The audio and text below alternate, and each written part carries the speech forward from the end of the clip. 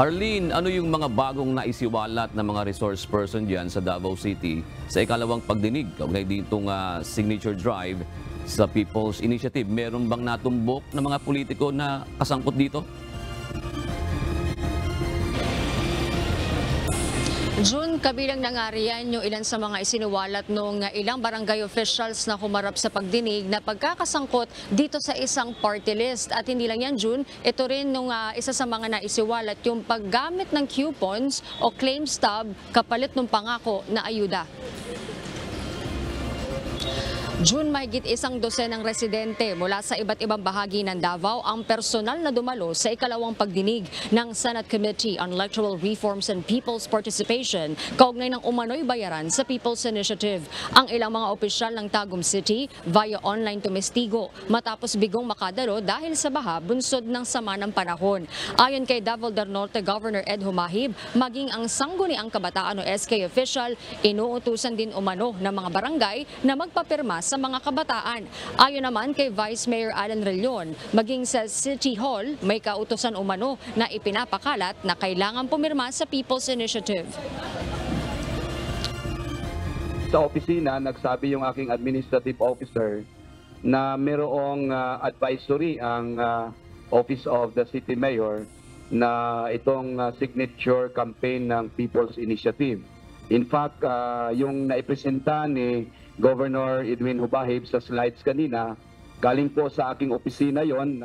All offices are required to submit that document regarding signature campaign on the proposal amendment to Article 17 of the 1987 Constitution. Ang initial response ko po dito na tika muna bago magpirmahan, we should be transparent, and sabi ko, we will wait for the Office of the Mayor to call.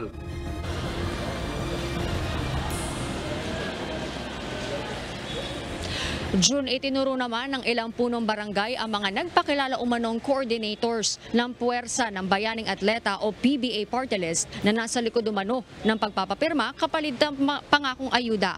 Ang isa, 4,000 piso umano ang alok sa mga tauhan ng barangay kapalit ng 250 signatures.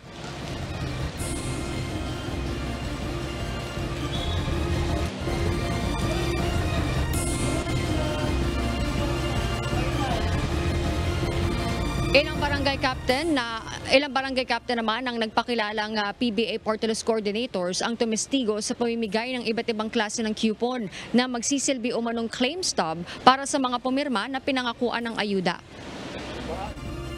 Pag once nakapirma yung tao, bigyan ko daw ng ganito po, AX. Sino ang nagbigay sa iyo ng coupon na yan, na ipamigay? Nagbigay ng instruction sa iyo? Si Venturia po. Itong si Venturia, boss ninyo, parang district coordinator ng PBA. Yes, ma'am. Okay. Pinaintindi mo sa kanila na People's Initiative, hindi? Ang sabi ko lang po is may baguhin lang sa saligang batas. Kasi yun lang ang sabi sa akin po.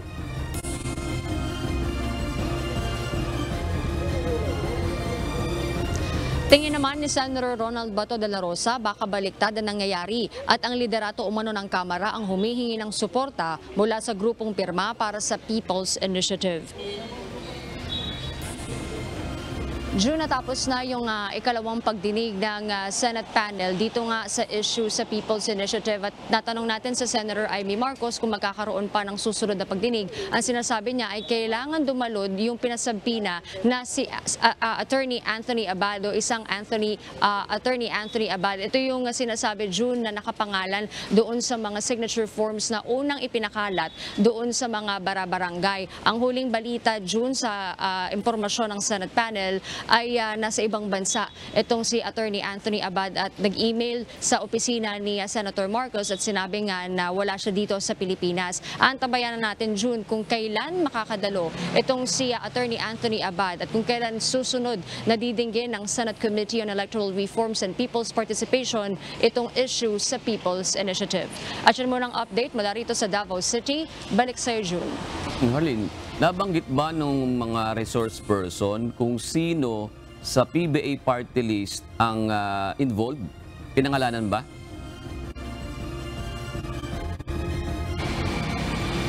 June, meron silang mga binanggit na coordinators na lumapit sa kanila. At yung isa sa mga common denominator ng mga nabanggit mula sa mga barangay officials ay si Representative Biggs Nograles. Ngayon, June, sinisikap ng UNTV News na makakuha ng response o ng pahayag mula kay Representative Nograles kaugnay nitong mga alegasyon laban sa kanya at maging doon sa mismong PBA party list kaugnay ng People's Initiative. June. Kanina may mga resource person din from Tagum City. Bukod sa Tagum City, meron pa bang mga ibang bayan na malapit sa Davao City na naimbitahan sa pagdinig?